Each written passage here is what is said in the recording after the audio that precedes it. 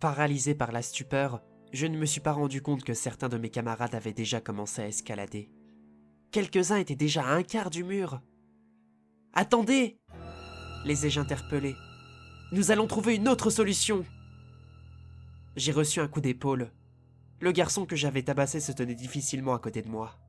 « Tu peux y échapper toi, Christopher. Mais nous n'avons pas le choix. » a-t-il grogné avant de commencer à grimper, en appuyant le moins possible sur sa jambe blessée. J'étais coincé. Je ne pouvais pas escalader, mais je pouvais pas non plus rester figé indéfiniment. « Jake !» L'animateur s'est mis à jongler avec le sandwich. Hypnotisé par ses rotations, j'avais du mal à en décoller les yeux. « Que se passe-t-il, Weimer? Tu vas laisser ton vertige te priver de repas ?» Comment veux-tu que quelqu'un réussisse ça? C'est impossible! On va tous se rompre le cou! L'animateur a jonglé encore plus vite. Mes yeux suivaient le sandwich comme s'ils étaient aimantés par ce dernier. Eh bien, disons que seul le plus fort de vous tous pourra s'alimenter, a-t-il répondu simplement. Il faudrait que quelqu'un puisse rester en vie. Jake a reposé les yeux sur le mur d'escalade et a adressé un signe de tête dans sa direction. Une fille se trouvait en tête, à plus de la moitié du mur. Subjugué, je suis resté sans voix. La faim était telle que les plus vaillants mettaient consciemment leur vie en danger. Rien qu'à les regarder, ma tête tournait. Que devais-je faire? Je n'en avais pas la moindre idée. Je craignais de voir à tout moment l'un de mes camarades chuter et s'écraser sur le sol. Je vous conseille fortement d'escalader, mauvaise troupe, a finalement articulé l'animateur, en constatant avec impatience les récalcitrants. On va pas finir comme des crêpes pour un sandwich, s'est exclamé un garçon. Crois-moi qu'il n'y a pas que ce sandwich qui est en jeu. Apeurés, quelques enfants ont commencé leur ascension. C'était impossible, je ne pouvais pas accomplir cette épreuve. La fille est finalement arrivée en haut du mur. Elle était si haute que la regarder me donnait le tournis. Elle a commencé à descendre le mur à vive allure, sous les regards dépités de ses concurrents. Une fois en bas, elle a arraché le sandwich des mains de Jake avec appétit. Les grimpeurs les plus bas ont sauté du mur, et certains se sont blessés. J'ai grincé des dents en entendant des chevilles se briser. Les autres enfants et eux ont fondu sur elle, avant même qu'elle ne puisse mordre dans son trophée. Sous mes yeux médusés, ils l'ont plaqué au sol, puis se sont battus pour le sandwich. Les coups de poing ont fusé entre filles et garçons. J'ai alors compris. C'était ça l'étape du plan, nous pousser à bout. En nous privant de repas, les adultes nous ont poussés jusque dans nos retranchements, certainement afin de voir ce que nous étions capables de faire sous les effets de la faim. Je me suis revu en train de planter la flèche dans la jambe de mon camarade. Jake avait raison, je devenais ce qu'il voulait. J'ai tenté de les stopper, mais la bagarre avait pris tellement d'ampleur que rien ne pouvait arrêter cette marée de violence. Certains enfants sont finalement sortis du combat en sang et couverts de bleu. Même les filles étaient grièvement blessées. Jake souriait et ne ratait pas une miette du spectacle. À quelques centimètres des bagarreurs, j'ai vu un petit morceau de pain gisant sur le sol. J'ai cédé à la faim et me suis jeté dessus. J'ai eu honte, mais je n'ai pas pu résister. Lorsque les enfants ont cessé de se battre, la gagnante de l'épreuve est restée allongée sur le sol, visiblement inconsciente. J'ai voulu me précipiter vers elle pour l'aider, mais Jack m'a retenu. 2 adultes l'ont portée jusqu'à l'intérieur. Je savais qu'on ne la reverrait jamais. Les autres, maculés de bleu et blessés, tenaient à peine debout. Cette épreuve était intéressante, a ri Jake. Mais malheureusement, je ne suis pas pleinement satisfait de vous, mauvaise troupe. Certains d'entre vous ont désobéi aux ordres, et n'ont pas participé. C'est tout bonnement inacceptable. Les pendaisons vont pleuvoir. Un vent d'effroi s'est abattu sur le camp. Et j'ai une excellente idée, a continué Jake avant de se diriger vers le bâtiment. Je craignais le pire depuis un bon bout de temps. J'avais bravé la plupart des épreuves et me demandais encore comment j'avais fait pour survivre jusqu'ici. Les épreuves, les monstres, les nuits cauchemardesques, la faim, la peur constante. Je savais, malgré mon jeune âge, que si je parvenais à m'en sortir miraculeusement, Jamais je n'allais pouvoir me remettre de telles horreurs. Je m'imaginais triompher des dernières épreuves et retrouver mes parents, lueur d'espoir vacillante qui m'avait fait tenir jusqu'ici. Chaque fois que je pensais à eux, je m'accrochais au désir de m'en sortir. Oui, je m'imaginais me jeter dans leurs bras, pleurer, les étreindre jusqu'à leur couper le souffle. Qu'allais-je pouvoir leur dire? Ils n'allaient pas me croire. À force de crises de panique, de terreur nocturne, de paranoïa, ils allaient m'envoyer voir un psy, c'était certain. J'allais peut-être même être interné. Mais peu m'importait à ce moment précis. Nous arpentions les bois, une nouvelle fois. Bien que la forêt était immense, je commençais à m'orienter convenablement. Elle me semblait presque familière. Tous les animateurs étaient là. Et à notre grande surprise, le directeur aussi. J'avais l'impression que cela faisait une éternité qu'il ne s'était pas présenté à nous.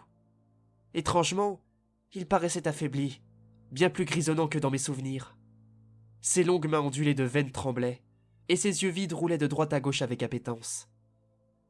Pourquoi était-il exceptionnellement présent? Pour les pendaisons? Y prêtait-il un intérêt? Plus nous avancions dans cette forêt, et plus mon nœud à l'estomac se resserrait. J'ai cherché le regard de Claire, en vain. Elle semblait bien plus pâle que d'habitude. Ces derniers jours, elle avait perdu tout son pétillant. Elle avançait mécaniquement, le visage blême, le regard fuyant. Où nous emmenait-il? J'ai repensé à Aurélien. Je priais pour ne pas revoir son corps. La promenade était silencieuse. Enfin, si on pouvait appeler ça une promenade. Nous ressemblions à des condamnés à mort, escortés jusqu'à un peloton d'exécution. Les bois étaient silencieux, comme si toute forme de vie avait abandonné les lieux depuis des lustres. J'avais complètement perdu la notion du temps. J'ignorais quel jour nous étions, depuis combien de temps j'étais dans ce camp. Mes camarades semblaient avoir vieilli. Je devais moi-même avoir une tête effrayante. J'avais le sentiment d'approcher de mon destin. Tout allait se jouer maintenant, au cœur des bois. Nous avons gravi une petite butte, puis nous sommes retrouvés face à une espèce de fosse, dont la profondeur était indéfinissable. Les animateurs avaient emporté du matériel avec eux. Ils l'ont posé au sol, puis Jack a demandé aux pendus de s'aligner face à la fosse. Je me suis dirigé, tout tremblant, vers cette dernière, mais j'ai été stoppé. « Pas toi, Weimer. Je t'ai déjà expliqué pourquoi. » Je me suis écarté, et cette fois-ci, personne n'a fait de commentaire quant à cette injustice. Tout le monde semblait plongé dans un état second. Tout le monde fonctionnait mécaniquement, sans libre arbitre apparent. Les animateurs ont déballé le matériel, dévoilant les fusils de l'autre fois. J'ai ravalé ma salive. Tous allaient mourir devant nos yeux. Soudain, l'un des pendus a pris ses jambes à son cou. « Au secours! Au secours !» s'est-il mis à hurler en s'enfonçant dans la forêt. D'autres ont voulu l'imiter, mais se sont tous ravisés lorsqu'ils se sont rendus compte qu'aucun des adultes ne réagissait. Jack leur a adressé un hochement de tête. « Vous pouvez faire de même, vous ne pourrez pas vous enfuir. Et vous pouvez croire à ma franchise, ce qui vous attend dans ces bois est bien pire que votre sentence. » Alors que nous autres nous tenions à l'écart de la fosse, les animateurs nous ont glissé les fusils dans les bras. « À vous d'appliquer la sentence, » nous a ordonné Jack. « Pourquoi ?» a demandé une fille. « Parce qu'on vous l'ordonne. » « Mais aussi pour que vous nous prouviez votre force, ainsi que votre détermination. » a ajouté le directeur d'une voix doucereuse. Les enfants alignés devant la fosse étaient proches de fondre en larmes. Le fusil dans les mains, je tremblais de tout mon être. « En joue !» a ordonné Jack. Personne n'a bougé. Non, je pouvais pas faire ça. Le temps d'un instant, j'ai revu Aurélien, agonisant par ma faute. J'ai dit « en joue !» a réitéré Jack avec impatience. Quelques enfants ont fini par brandir difficilement les fusils devant eux. J'étais parfaitement immobile. Feu. Non! J'ai fait volte-face et braqué mon canon sur Jack. Aucun coup de feu n'a éclaté. Tous les regards étaient rivés sur moi. Je n'ai guère été étonné de voir l'animateur sourire de toutes ses dents, malgré le danger. « On n'est pas obligé de faire ça, les gars !» Et j'expliquais à mes camarades. Maintenant qu'on a des armes, on peut s'en tirer. Personne ne bougeait. Derrière Jake, le directeur me contemplait avec un intérêt malsain. Fort intéressant, ce garçon, a-t-il prononcé calmement. N'est-ce pas? A enchéri Jake. C'est très probablement notre meilleur élément à ce jour. J'ai appuyé le canon contre Jake.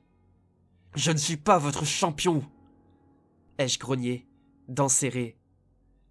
Je vais vous faire payer tout ce que vous avez fait. Nous allons vous faire payer. J'ai lancé un regard à mes camarades armés. Ils ne savaient que faire. Il dépasse nos attentes, a marmonné le directeur. Jake, je pense qu'il peut accéder à l'épreuve spéciale. L'animateur s'est tourné vers le directeur. Son visage a soudainement perdu son sourire, ainsi que toute son assurance. Pour la première fois, Jake semblait déstabilisé. Vraiment, monsieur, c'est réellement... Ça l'est, l'a coupé fermement l'homme. Je veux voir s'il en est capable. Jake a baissé les yeux, à la fois irrité et déçu. Bien. Avant que je ne puisse comprendre quoi que ce soit, un coup de feu a retenti, et une douleur fulgurante s'est emparée de ma jambe, avant d'envahir tout mon corps. Je me suis effondré sur le sol légèrement humide, la vision trouble, l'ouïe altérée. Tout ce que je voyais et entendais était déformé, lointain. La douleur était atroce. Les silhouettes sont devenues floues, mis à part celle de Jake, qui se tenait devant moi, un revolver à la main. Il s'est penché au-dessus de moi, son visage à quelques centimètres du mien. Je ne pouvais plus bouger. Bonne chance, Weimer.